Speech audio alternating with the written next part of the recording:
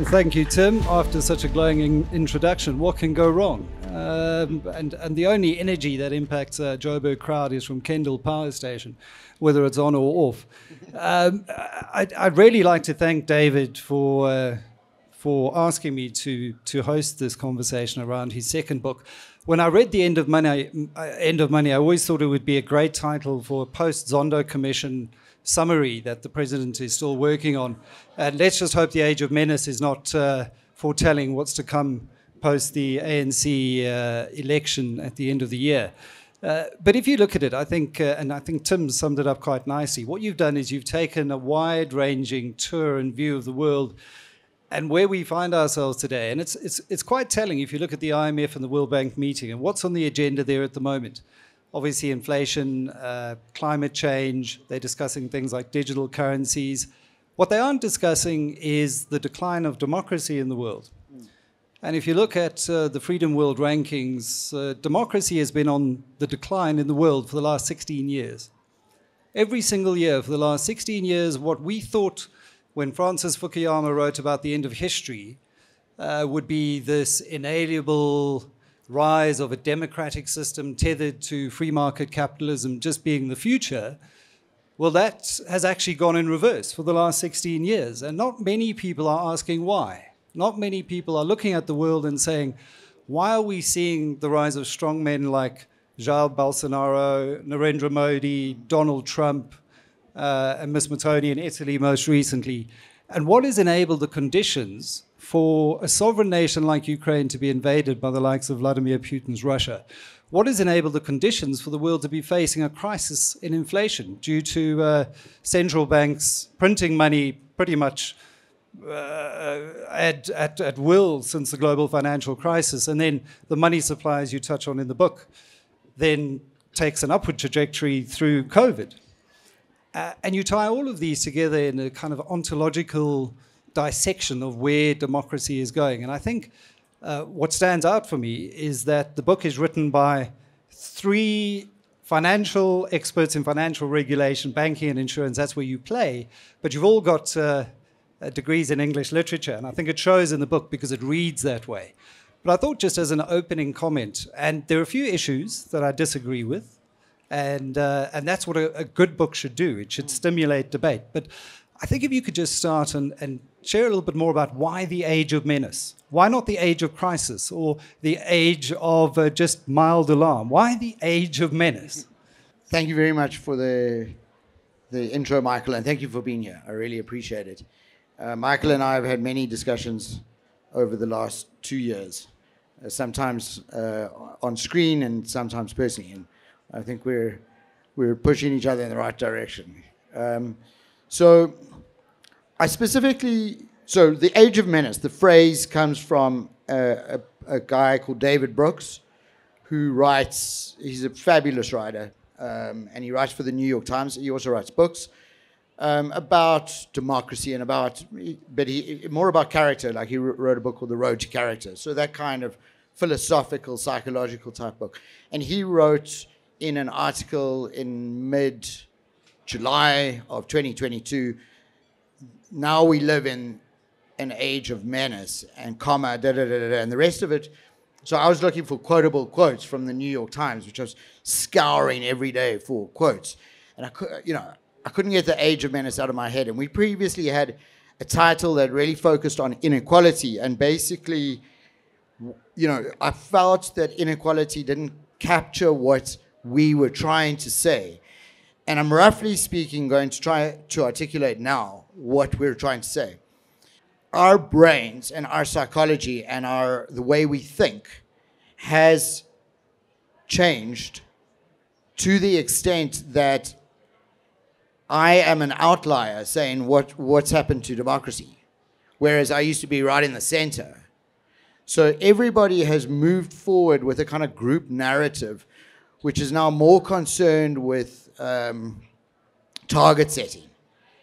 And what Christina Georgieva might say is, debt levels, or people have become very concerned about things that are not freedom, and things that are not, and we do business with non-free countries. Like a great example Boris Johnson went to Saudi Arabia 2 days after to meet Mohammed bin Salman, 2 days after they executed 83 people in a mass execution, asking the Saudis to make, to release more oil so that the oil price would go down.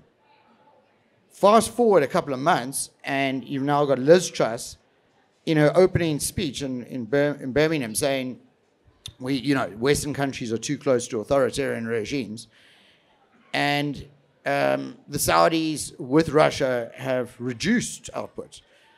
And so for me, there's a mix between the geopolitics, but the psychology that we've lost. We've lost a central narrative. It's like we've lost God. I don't want to say it like that, but it's like it's like we're in the 17th century and we suddenly, we've lost the church.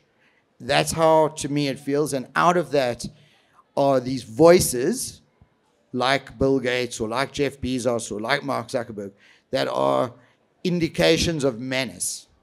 And we've allowed, in this kind of disrupted psychological state, we've allowed louder voices that are more militant. But I'd like you to just, and I hate that word, unpack. So maybe I should rather rephrase and say explain how this rise in authoritarianism is now linked through to this capitalism gone rogue narrative. And particularly when we see the likes of Elon Musk and Jeff Bezos involved in a very phallic race to recolonize Mars, for example. How are you linking those two? Okay, so imagine that we come out of World War II and the world's in a terrifically bad state. Germany is finished. France is finished. The UK is half bombed. The rest of it is they're hugely in debt to the US. And the civilized world was on its knees. And out of that comes this idea of multilateral institutions like the United Nations, and this shall never pass again. We're not going to allow this stuff to happen again. We're not going to go to war with each other. We're going to use principles of freedom and civilization, and we're going to be good. And out of that came the idea of the modern democracy. Not democracy as it was meant, 2,000 years ago. But it has an engine room, which is called capitalism. So capitalism is supposed to be the slave to democracy, because capitalism has got no soul. Capitalism is just for profit. So when the idea of capitalism uncoiled itself from democracy and was only for itself now, and it flew around the world and did business with authoritarian regimes, and when it bought into the Milton Friedman ideology of for-profit only, when it baked that truth into itself in the 1970s, you can literally see the inequality numbers go up. You can see democracy go down. You can see, and you see the central narrative, and you see the books that are published. You can see the psychology of the Western metaphysic, what we call the Western metaphysic, erodes to the extent now that we don't even know what pronouns to use, and we fight over, sexual identity, and we fight over identity politics, and we've completely lost it, basically. On that point, I think you borrow a lot from Francis Fukuyama, who speaks about the intolerance of the former liberal left as we know them, who fought so hard for free speech, who are now going so far as to cancel people who don't agree with their particular point of view as a sign of this toxic culture that has brewed and developed. And on the other side, on the far right, there's this pushback against authority, science, and we saw through the pandemic a pushback against vaccines, which it can be argued is a sign of progress, that we're developing vaccines in such a short space of time, that we managed to cushion the effects on the poorest of the poor, but it served to further polarize the world. But I don't want to digress too much. Again, Fukuyama says the point of liberalism was to lower the sights of politics. And my question to you is whether or not maybe if you can build on this as well, Christiaan, as we look at this, whether or not this quest for multilateralism at all costs, at a UN level, and not to actually enforce red lines and to do business with regimes where they don't respect labor rights, like we know they don't in China, to do business with the Saudi Arabias and the Russias of this world, which are distinctly anti-democratic, to foster multilateralism, whether or not that has been the poison pill in the system. What is your view on that? Yes, I think there's definitely that problem happening since about, I think, the 70s. I think when capitalism went rogue, as we say, and it was basically a race to the bottom. We wanted cheapest of everything, no matter who it came from, where it came from. And today we're seeing the consequences of that. We wanted Russian oil and we wanted Chinese goods. And even though we had to work with democracies, and this has really backfired, as we see today. Not only has it stoked inflation along with money printing, which we'll get back to, but it's really been a sobering moment for democracy as a whole. I think it's made us take a step back, and I think the war in the Ukraine has really epitomized this reliance on non-democratic nations that we've tied ourselves into as democracies. And it also speaks and fosters, I'm sure, a certain cognitive dissonance. You know, when you are saying one thing and saying that belonging to this club means these are the rules of the game, yet we will change those rules to do a deal with you to get your oil or to get your cheap goods, does that then not lead to an erosion of trust in those very institutions, David?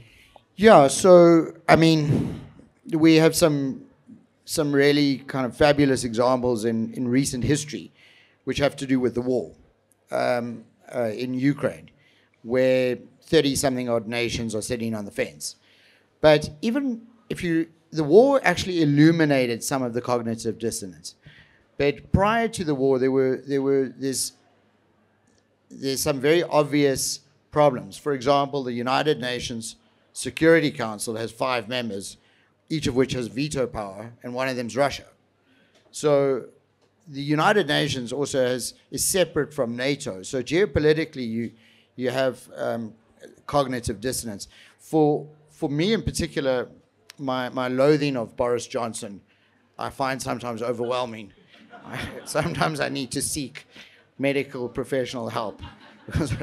This man, so he literally, his response to inflation was to go to Saudi Arabia. And so was Joe Biden's. Joe Biden's response was to go to Saudi Arabia. They're very good at saying, things to the camera, but they left Afghanistan. They withdrew from Afghanistan. So if that wasn't a good signal for, totalitarian regimes of weakness. So cognitively, cognitive dissonance is all, everywhere. Robyn's got a great example on cancel culture. Robyn, Well, please share that with us then, Robyn. Is this on? There you go. So in the book we talk about cancel culture, which is this whole kind of phenomenon that has risen up where if someone says something that's perceived to be insensitive or too controversial, everyone moves to simply cancel them. It's a very aggressive response and to withdraw all kind of support for them. And one of the biggest examples we looked at was of J.K. Rowling, who had posted a comment on an article that was posted online. And it was perceived by lots of people to be transphobic. And what happened was there was this massive backlash of people getting angry with her, all her fans trading these very dramatic stories about how they were going to burn their Harry Potter books. And the actors who shot to fame because of the movies would put out these official statements really distancing themselves from her. Even, I don't know if you know this, but there is an international Quidditch association in the Muggle world where people play Quidditch in over 40 countries in the world. And they were saying since that they changed the name of the game from Quidditch to Quadball. And the irony of the whole situation was that because people were so caught up in what she had said or how she had said it and trying to be angry with her, they had missed the whole point of the actual article she was commenting on, which was about increasing investments in health initiatives in developing countries. But because she had said something that set everybody off, everyone got caught up in this huge broil and the actual issue at hand got ignored. I mean, so that's a pretty extreme example of what we've seen around cancel culture. Being mindful, though, that we are three white South Africans sitting on a panel here talking about woke culture, cancel culture, all of these things, which are clearly a reframing of historical narratives at the same time, but taken to their logical conclusion, lead to a closing of debate and a closing of the academic mind, so to speak. And I think that is of deep concern to me. But I just want to move on because there's so much that we need to get through. And one thing that really struck me from the end of money to this book is there was a change in approach in the kind of creative process that you employed. Can you just share a little bit more about the thinking that went into expanding on a lot of those ideas that you did touch on in the end of money? Michael, thank you very much for asking that specific question. So the end of money was, the idea was to get down on paper this enormous China debt problem, like just the sheer fact of it, the stupidity of crypto and money supply, so that was really what we wanted to get across. And it was told in quite a linear way. There was a nice historical section that I think was helpful. But the whole process of this book, and it was actually inspired by a suggestion you made on Daniel Jürgen. So I read a book called The New Map. So here's a guy. If I could just take a second. I'm going to absorb this moment. Please, can I explain this just for a second? Okay. Here's a guy called Daniel Jürgen. He's an expert in the oil markets and in the energy markets. He writes 2 fantastic books that are each like 750 pages long. The one's called The Prize and the other's called The Quest. I think both of them won the Pulitzer Prize and the National Book Award. Yeah. Just incredible. Then he writes The New Map, which was published 2018, 2019. I think early 2020 even, which is, short chapters anchored in space and time that focus on a multitude of pieces of information that make up what he calls the new map, which is the new energy map. And then if you read this book, you'll understand why Germany is in such a bad place. It illuminates. Yeah, he was actually called an energy savant by the New York Times. He's probably the preeminent energy scholar in the world at the moment, and he foresaw what was going to happen with Nord Stream 1 and 2 well ahead of time. But to build on that new map analogy is what happens when you have the convergence of all these differing forces, and you think of climate change, the energy transition, making missteps along the way, as we've seen Germany do, printing all of this money, the debasing of our trust in the financial system, the rise of cryptocurrencies, the clash of different ideologies across fascist and democratic and more authoritarian regimes. What happens is the map changes, he argues, and that you need the cartographers to come in and redraw the map and what this world will now possibly look like based on all these converging forces. And I think that's what I've really taken out of what you've done now. We tried. With the Age of Menace. So we tried to... The idea was to... So whereas Daniel Jürgen's about energy and history and about the forces that shape geopolitics, we wanted to do something philosophical. So we're financial writers, but we wanted to write philosophy. And we wanted specifically to unravel the human psyche, specifically the Western mind, as it unraveled over the last 30, 40 years. owing to too much money, owing to... so we did certain short pieces, chapters, and I'm trying to get you guys to please read the book, because this book's easier to read, I would say. I found it easy to read towards the end when you see the strands coming together. But in a way that Netflix has almost pioneered the 6 to 9 episode series, and you know it's going somewhere, but you don't quite know where right in the beginning. And then the ideas start to kind of hove into view and the lights turn on. And when those moments happen, it's actually quite a profound moment. But I do want to challenge you on one or two things, because what you do argue is that we've had this unbridled capitalism since 1970, and it's now become the master and not the slave to democracy, effectively. Yet, and what the World Bank shows is that those living below the poverty line has actually decreased since the 1970s until a low below 10%. I think it was 8% of the global population prior to the pandemic. That increased slightly after the pandemic. How do you argue, therefore, that we are suffering a crisis of capitalism if, on the broad level, we have the fewest people living in poverty in human history? So it's a great question. Capitalism is like an engine that you would put in a car. And it's supposed to do your bidding. Capitalism started philosophically to unravel, philosophically, with Milton Friedman, greed is good. Do you remember the film Wall Street? Gordon Gekko, greed is good. But those were still kind of philosophical ideas. Where it became reality was where capitalism really went crazy was with the opening up of China, with the business that could be done with this huge population, with this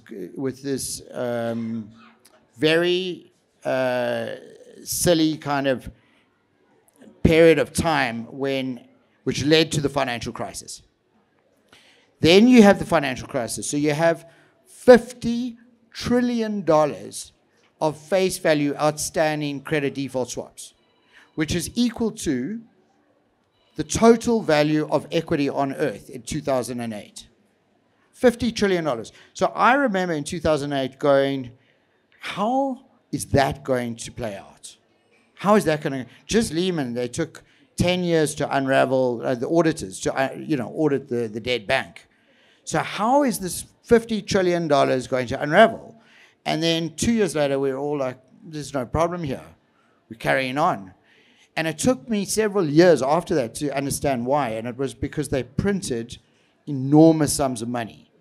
So the combination of the philosophical break plus the break that's been given geopolitically, where you can just fly into China, do business with no moral value, and then the third part, which is the money supply. When you combine those, you get to a point now where, there's this asset that no one knows what to do with other than to tell everyone to buy it. It's $3 trillion right there, Bitcoin. You've got oil goes to 0 and then goes to 120 and then 140. And then people from Goldman Sachs are saying it's going to go to 300. Then it goes to 80. It's completely, the volatility is crazy. So I would say without, so if you look at the billionaires, it's okay, it's a couple of $1 billion, but $170 billion? That's the point that Thomas Piketty makes, which is that so what Thomas Piketty does, he's this fantastic French economist. So he took the last 30 years, 35 years of data. Tax data. And he worked out what the rate of return is on capital by country. And he does about 20 countries. He wrote this incredible book called Capital in the 21st Century, which was a book that everyone wanted to own in 2012, 2013. And it's like 800 pages. And it basically argues that the rate of return on capital is roughly double for 30 years straight the rate of return, the economic growth, the world economic growth, which then meant that by 2050, and he makes the statement, 100 families are going to own everything by virtue of the mathematics. So that has got even worse. So what you're describing are obviously the concentration effects of the returns of capital to financial assets versus other assets in the economy, and how this widens inequality at the extreme end, but perhaps can still lead to more people living above the poverty line. The big question, which you kind of lead the reader to almost answer themselves, is what happens next if we allow this to go on untethered and unchecked. And what Thomas Piketty does in his very sardonic sort of French style is just call for a revolution, as the French are wont to do. And you effectively asking us to think of another way, to dream, to be bold enough to think of a future that potentially is not another bloody revolution. But I can see the lights. The lights are turning on. I got some of the book. It's not quite as dense as Capital in the 21st century. But I want to figure out this process, and it's always fascinated me of a trio of writers and how you go about doing that. And clearly, you've got a WhatsApp group going or something. But what was that creative process like? I mean, I think we should each answer, but basically I get up at 4 a.m. It's my preferred time. And I would work on last night's copy till about 6:30. And then we'd go online at about 7:30. And we would go throughout the day non-stop. Well, pretty much non-stop till about 3:30 when I would tap off. And then they would send me copy the next day. Be careful. I think your CFO is in the room wondering what he sees. He sees, he's writing books and not running Monocle. But Robyn, how did it work for you? So the way the team's really always worked is David's kind of our idea man. He's the one who's always reading furiously at 4:30 in the morning. So when we speak to him at 7:30, he's already seen the news and had a million ideas about what we should write about next or how to include it in our book. And then through that, we'll have discussions and come up with topics that we want to write about. And invariably, one topic will appeal more to Chris or one to me. And we'll kind of take ownership of doing the research behind it and writing up a first draft. But then from there, it's a very collaborative editing process. I think we can safely say not one of those words in the book is owned by any one person. It's very much a shared process. Where we all have input to every piece, which is amazing. And for anyone who loves their Greek mythology, there's lots of that through the book as well, and ably woven into the current narrative, which I absolutely love. I'm a bit of a nerd that way. Christiaan? Yes. So, it's a very, very collaborative process, as we've talked about. As far as the Greek mythology, it was another one of David's ideas, but it's the idea of the caduceus, the wrapping of, you'll see it in medical practice, that the snake around the sword. So the idea of that is basically the sword is democracy, that's the ethics, that's the morals behind it, and capitalism, which used to be wrapped around the sword, working as one, has kind of slithered away from the sword and has run amok in the world. So it was a nice imagery that brought it together for us. That was actually one of my favorite parts of the book, because I do think that imagery speaks directly to what Fukuyama was talking about, in that capitalism is tethered to democracy, in that what you found throughout history is the most prosperous, successful societies have had that capitalist engine tethered to democratic principles that are the guardrails. What you are arguing is that the guardrails have effectively been done away with, and for these various reasons, the cognitive dissonance being a prime one, the other one being the printing presses. Yeah, just before we go to the printing press, just for the benefit of the audience, so Francis Fukuyama is this incredibly intelligent philosopher, young guy. in 1989 when the Berlin Wall comes down. And then he writes this incredible book that if you were studying philosophy in the 90s, you had to read, which was called The End of History and the First Man, in which he says that the logical conclusion to the battle between democracy and communism is democracy wins. And I mean, he says it far more elegantly than that. And people have harassed him to even today that he got it wrong, but he did not get it wrong.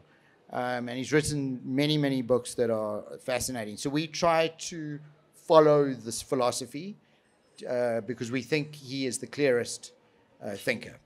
But on printing presses. Yeah, no, so on the printing presses, obviously inflation, the rise of inflation around the world is a hot topic at the moment. And I think if we had the exact answer in a crystal ball, we might not be sitting here. We'd be trading options at the New York Stock Exchange right now. But it's interesting for a number of reasons. And what you call call out in the book is the way in which the Fed has been allowed to add this liquidity without too much oversight to the global economy and the impact that that has all over the world. I mean, we're seeing it reverberate through higher inflation, through weaker currencies, all against the dollar, as we see capital rush to that safe haven of the dollar.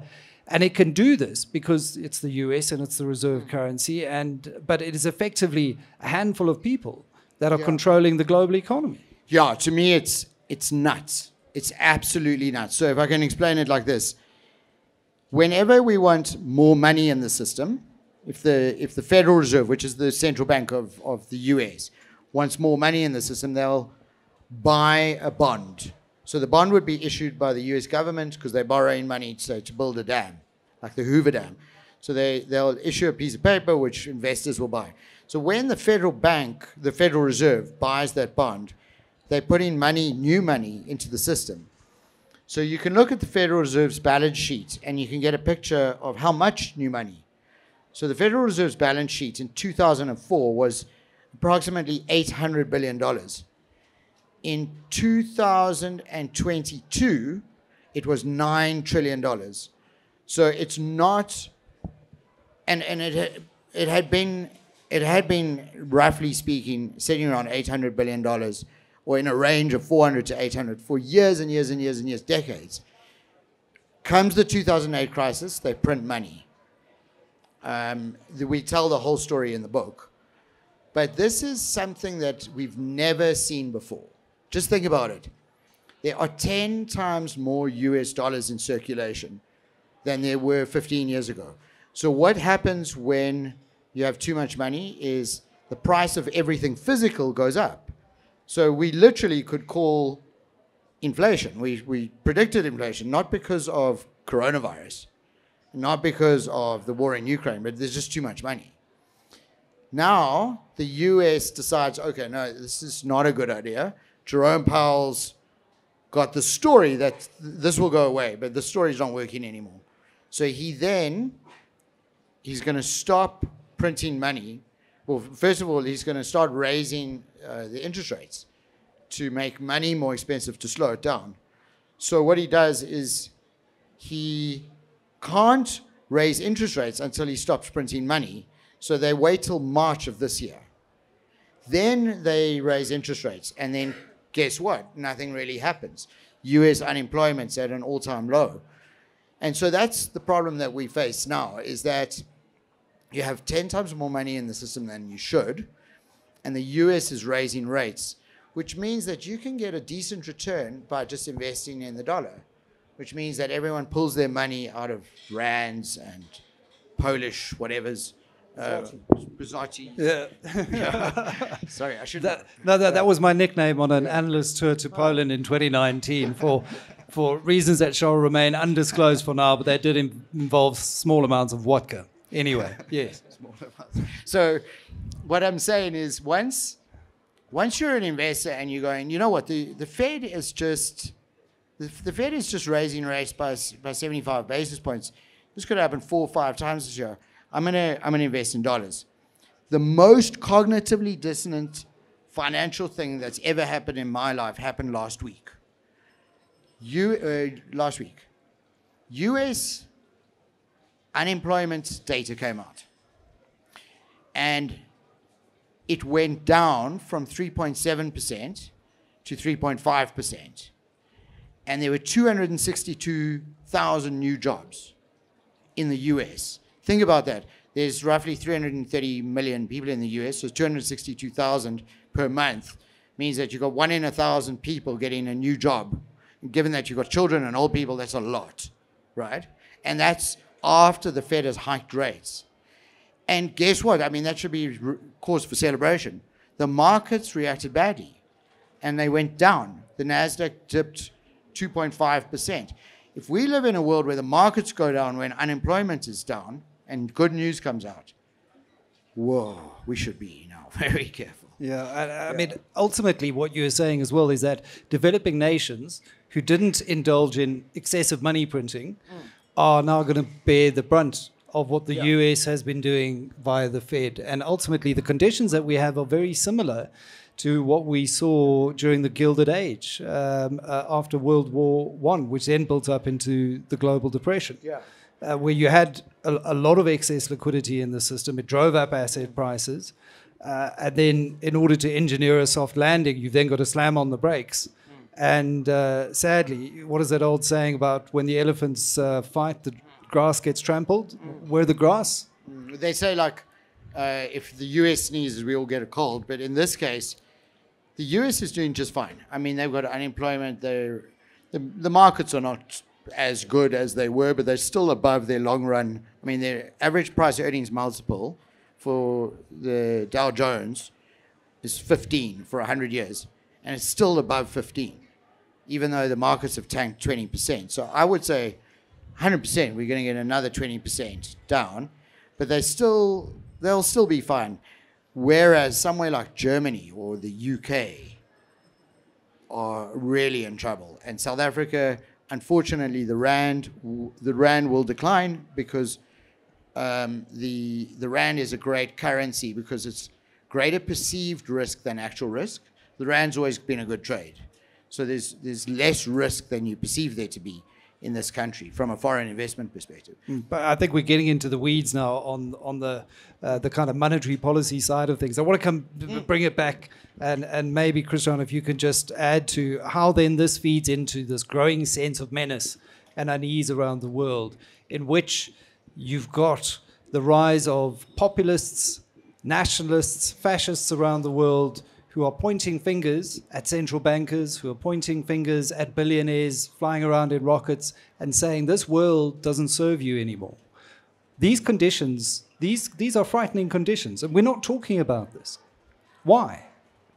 Yes, so as we've said and as we discuss in detail in the book, we've printed more money than ever before since 2007, 2008, and accelerated that greatly during the pandemic years, and that money was ostensibly supposed to go into the pockets of the ordinary man to help them out in a very tough time. People were losing jobs, businesses were closing down during the pandemic, we were all stuck at home, and the Fed printed extra $4 trillion, and what we saw was that money didn't make it into the pockets of the average person because they didn't hold assets. It went straight into the stock markets. Stock markets boomed in 2020, 2021, until this year when the Fed cut off the taps and there was a mini taper tantrum, if you will.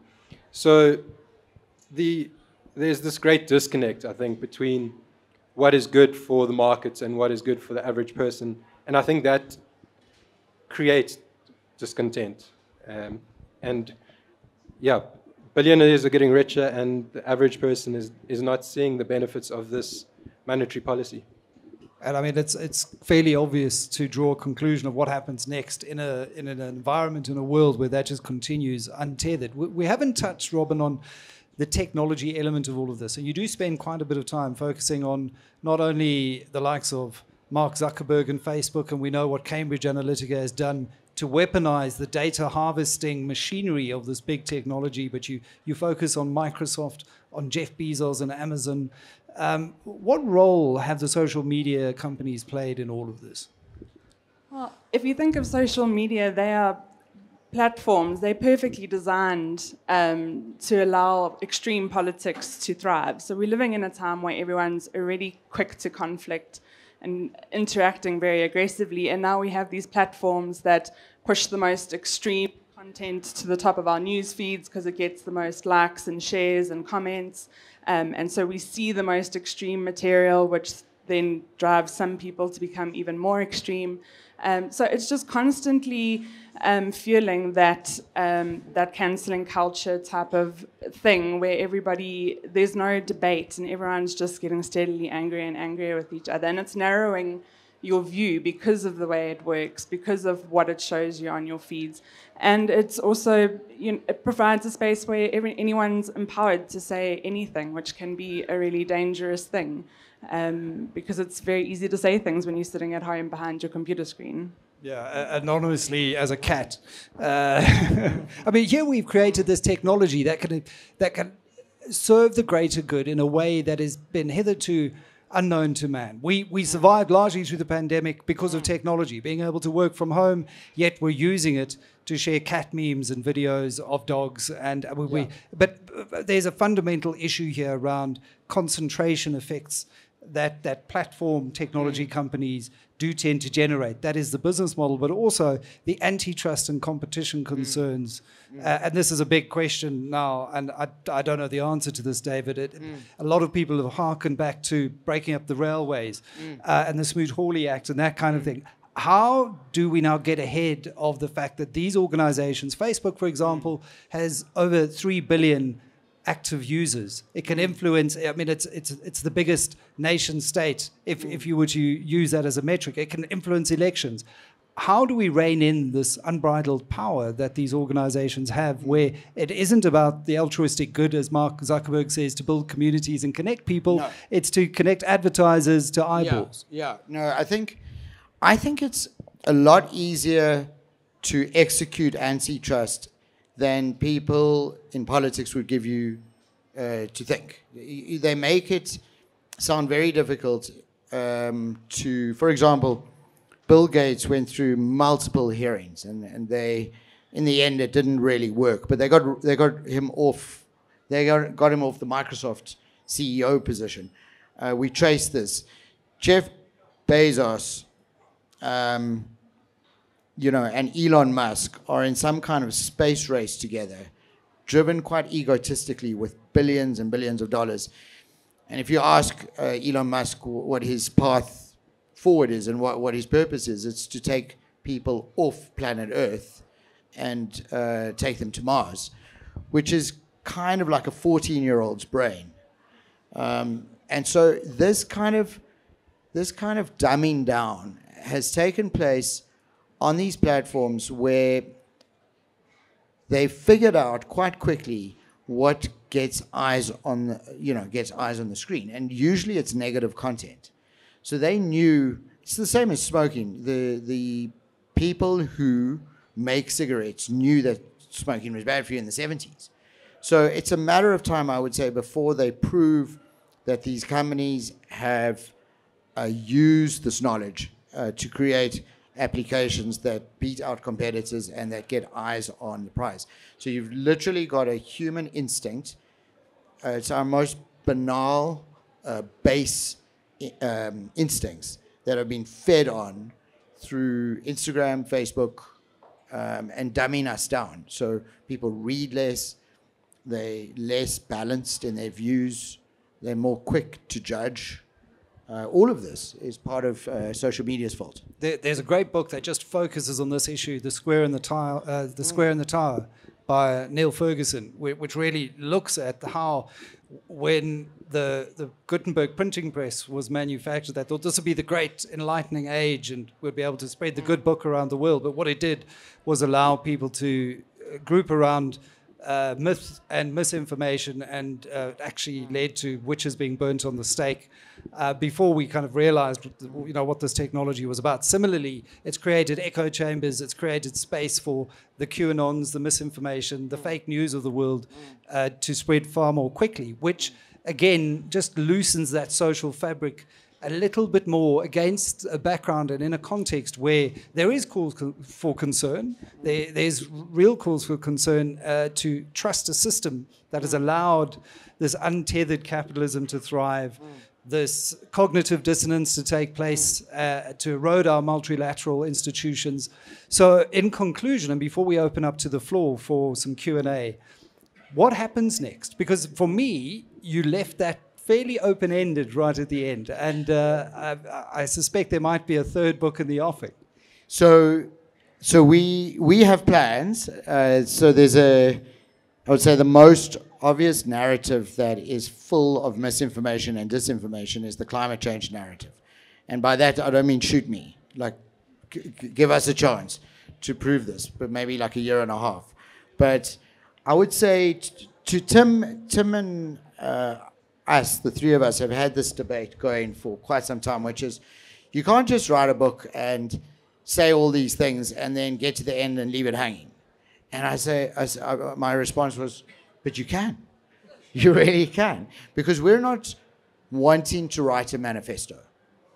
We're wanting this to be kind of a prism through which to interpret the information.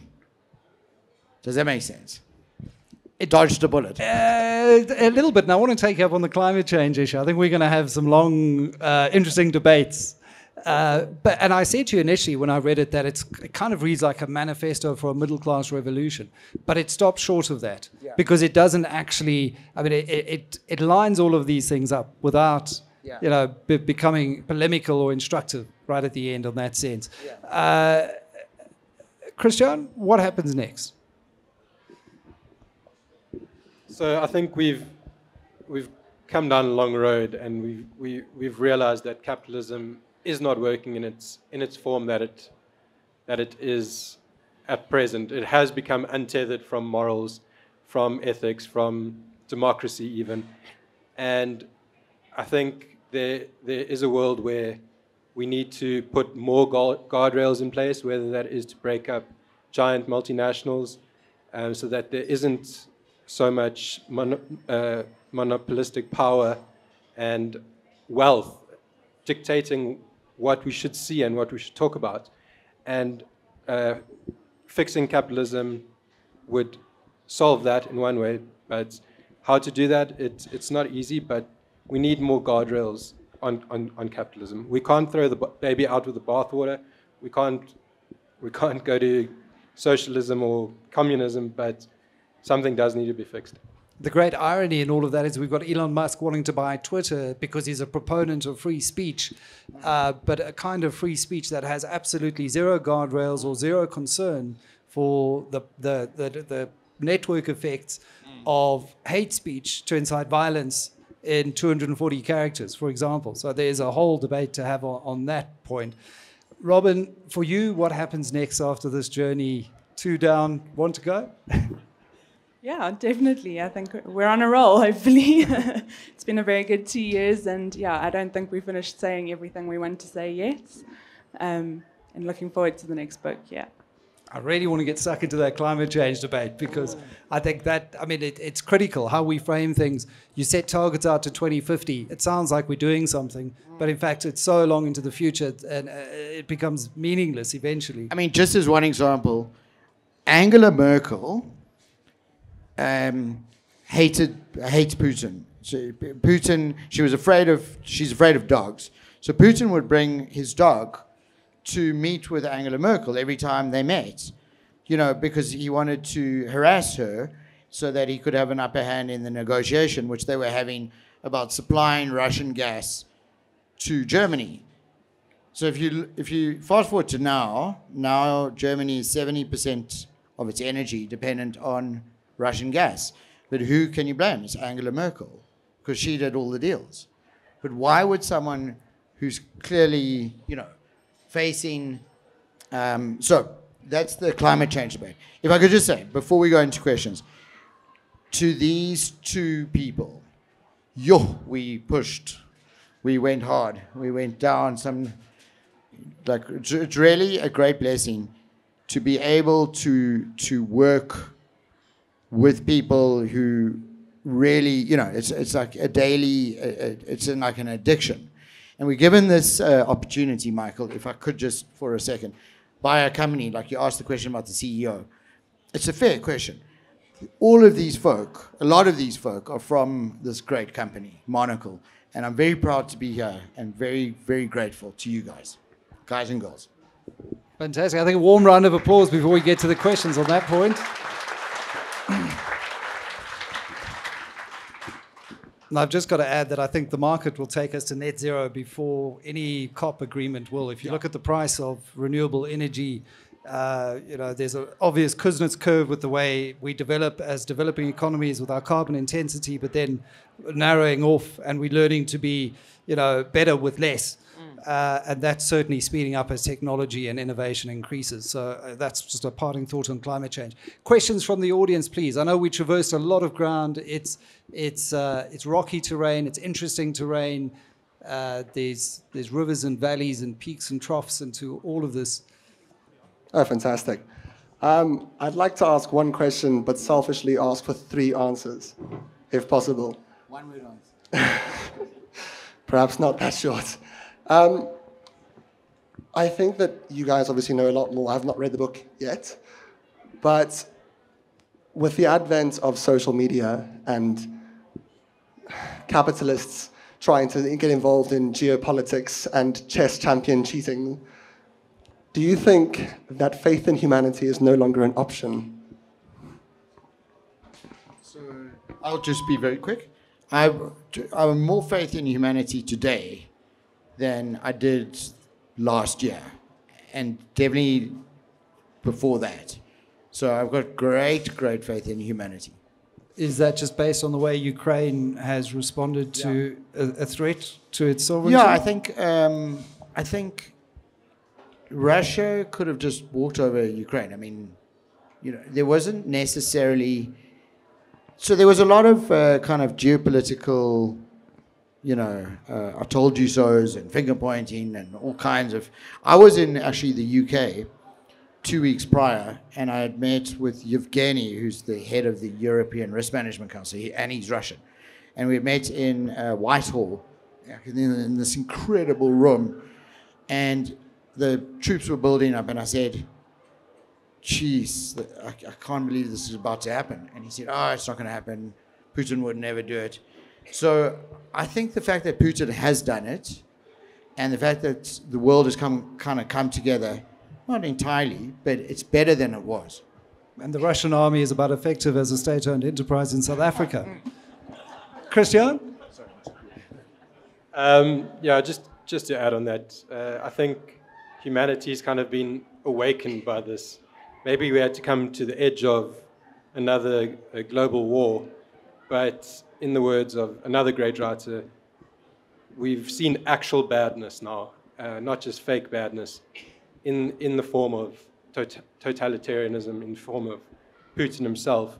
And I think it has awoken democracy and the spirit of democracy and humanity.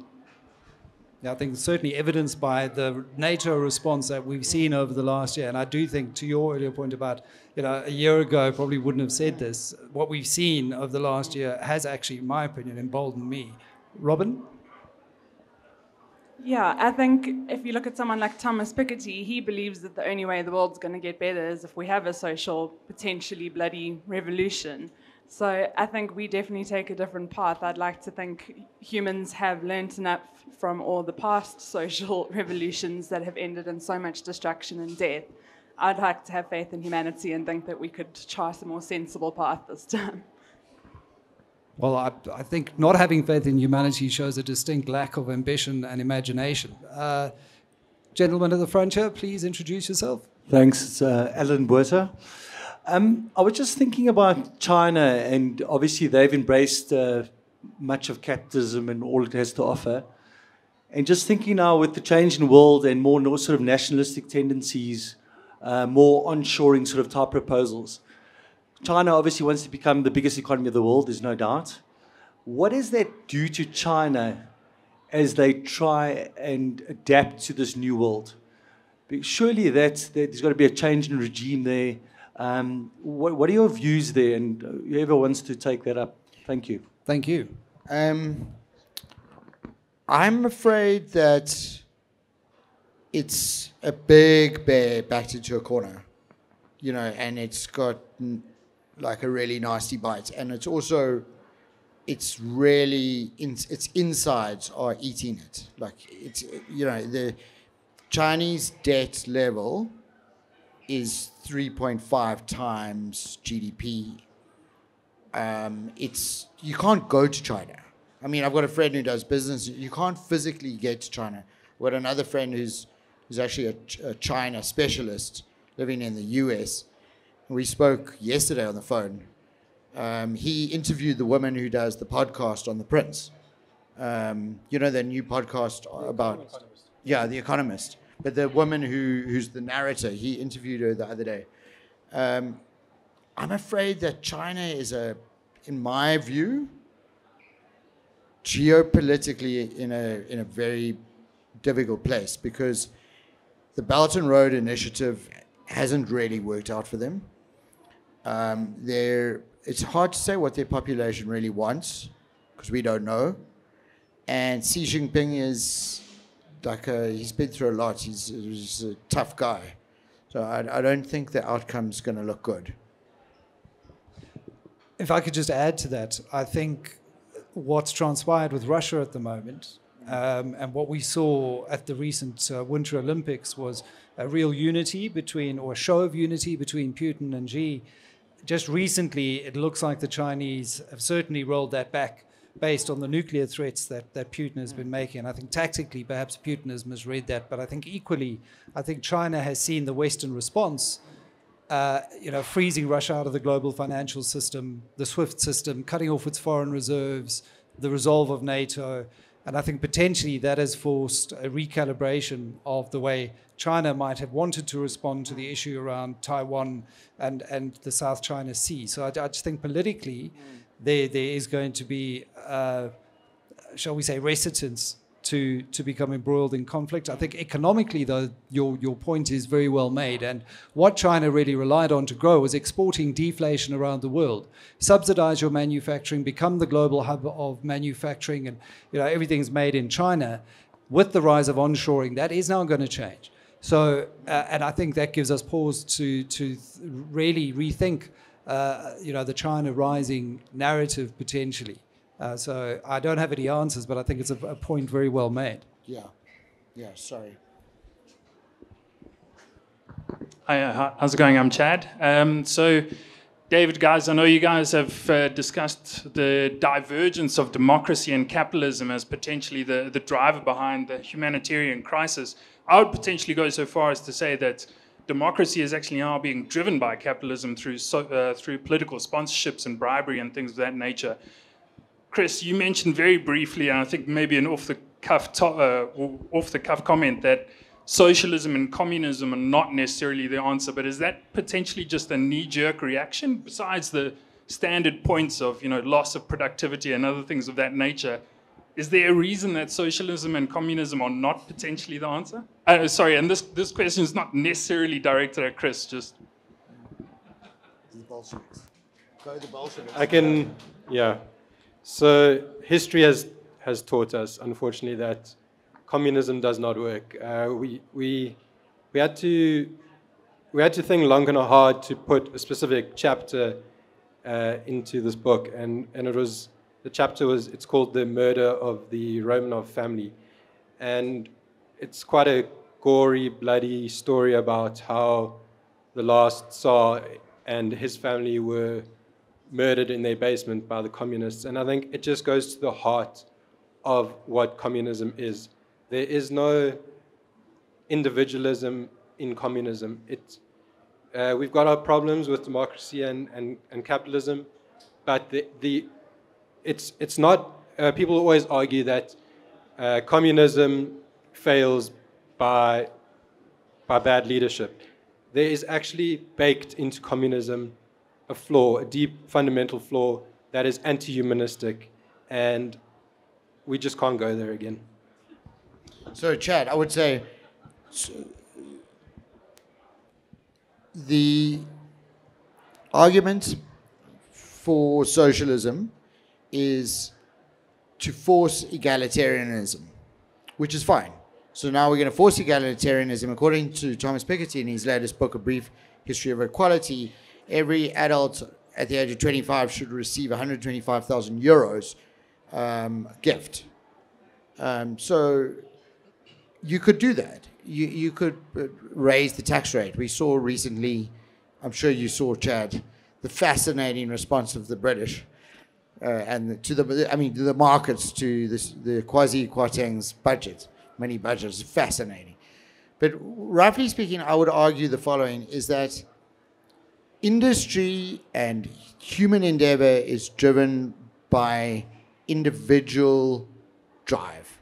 So if I'm given the space to build a company and do my own company and follow my own path and to resign and to go to another company, and if I can be free, I feel better. Whereas if I look at communism, people are not free, and they're not even close to being free. They're not allowed to be free, and that's where you might have, like in China, 30 years of great growth, but now you've got one-child policy, an aging population, and 3.5 times debt. So I would say I would always choose freedom. It's very simple. Put Bill Gates in prison. End of story. Just put a few of them in prison and it will all be much better. Adrian? Thanks. Good evening. It's Adrian Saville. Michael, a few people have prefaced their question by saying they haven't had a chance to read the book. I've had the very good fortune of having had the opportunity to read the book. And if you haven't read the prequel, The End of Money, it makes a fantastic back-to-back. So there's my advertorial for David, Chris, and Robyn.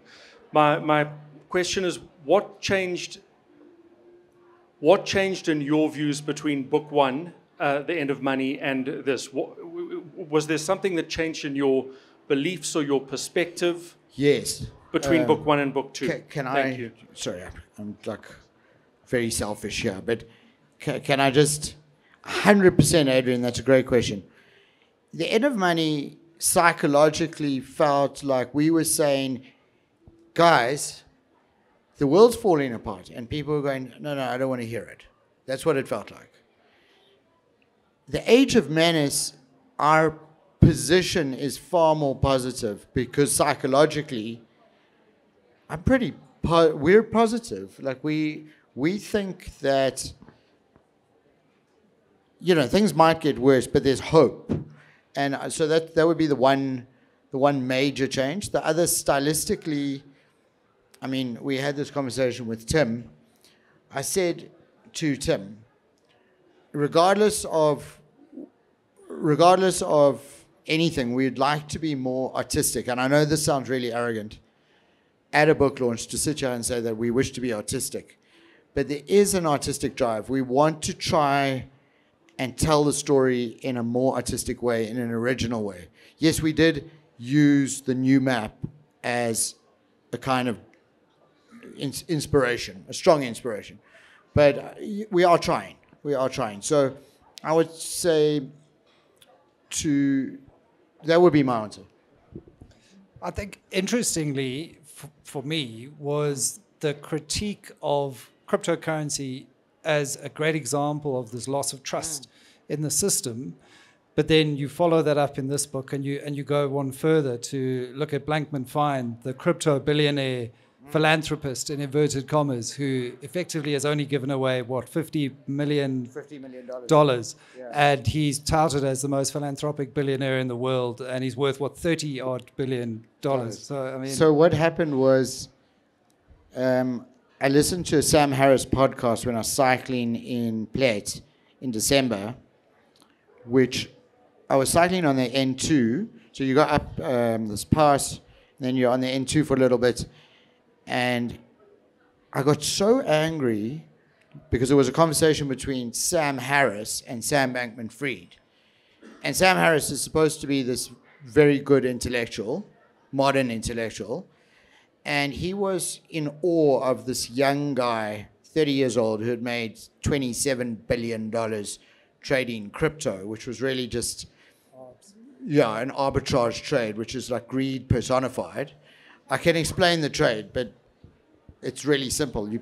Will you explain it? Well, it is so simple. You you buy $10,000 worth of cryptos in the US and you sell it for $11,000 in another market where it's priced at a different level, and then you bank the 1,000 difference. There's no unique skill, innovation, or greater good. And he became obscenely wealthy on the back of this. Yeah. So I've got a friend, we matriculated together, and he went to the army, and he's a banker in the Bahamas. And Sam Bankman-Fried had a conference called his FTX conference. So he gets like these superstars and supermodels to, in America, you have to go to the Bahamas to this conference. My friend like really was offended because he's been a banker in the Bahamas for a long time, a private banker. When Sam Bankman-Fried arrived on shorts and slip-slops, in this, $10,000 a table event, and something very ugly about it. So I started suggesting to my colleagues that we've got to focus on this guy. Tim and I had also obsessed over the Sam Bankman-Fried character. And then he released a video. So there's this guy called Naz who's living in Dubai, and he's the first like Middle Eastern social media phenomenon. His name's Naz. He's cool. And, he's an influencer. Yeah, he's an influencer, and he makes these little videos. I'm sure you guys have seen him, right? Naz, check him out. So he flies to wherever Sam Bankman-Fried is, and Sam Bankman-Fried is kind of a stodgy-looking character. He's not particularly interested in coming across nicely, You wouldn't catch him cycling in plate. No.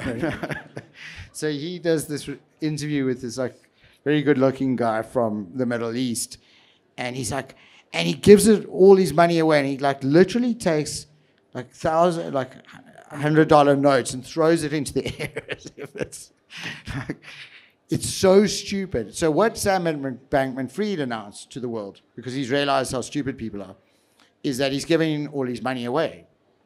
FTX, he's giving his money all the way. So he's associated philanthropy with the brand FTX, and then he has made more billions of dollars.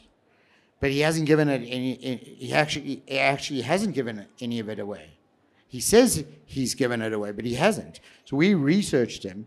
He's given a total of 50 million away, which is less than, it's a very small, minute amount. It's 1/20th of a billion, and it's 1/600th of what he owns.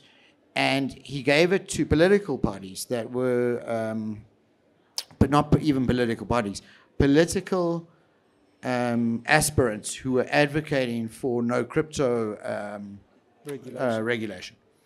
So that's Sam Bankman-Fried. Yeah. And again, stories like this abound of how individuals have twisted and corrupted the system, and again, why it stretches that fabric of trust. More questions from the audience or follow up there? No? Are we going to wrap it up, Tim? Sorry, I've actually completely lost track of time. Guys, we've been going for over an hour, so I think, and lots of, as you will all have seen, disparate topics. It's billionaires, and it's monopolies, and it's history, and it's murders of, by the communists, and cancel culture, and all the rest. And one thing I will say is, we were discussing earlier, beforehand, we were having a drink, and I said to Chris, how many words do you think you guys wrote in the whole project? And he said probably around 200,000. And the book is about 80,000. And we were very specific about keeping it to a ceiling, because you don't want it to get too long, because you want to keep people engaged. It's very difficult to write short. Mark Twain famously wrote saying, if I had more time, I would have written a shorter letter. It's an art, it's a skill, and what these three have done is put together this, what appears to be meandering, rambling topic on this very busy landscape, which is the world of today, and he's made sense. They have made sense of it, and you'll find that, especially towards the end, as the threads start coming together, there are aha moments where you go, oh wow, and now suddenly the world makes sense. So I may be slightly biased, but I encourage you all to get out and buy a copy because it'll be worth the read. And I'd like to thank the three of you for all that you've done, and obviously for tonight, and Michael, you as well. Exclusive books, as I said before, and most importantly to everybody here for coming out. Thank you very much. And Steve says there is more champagne. Just want to say thank you also to Tim and thank you to Michael for being here and putting your own personal time into this work on a repeated basis. And this kind of opportunity only comes around once or twice in a lifetime, and I'm going to grab it with both hands and hold on tight. Thank you very much. Thank you to Robyn and Chris.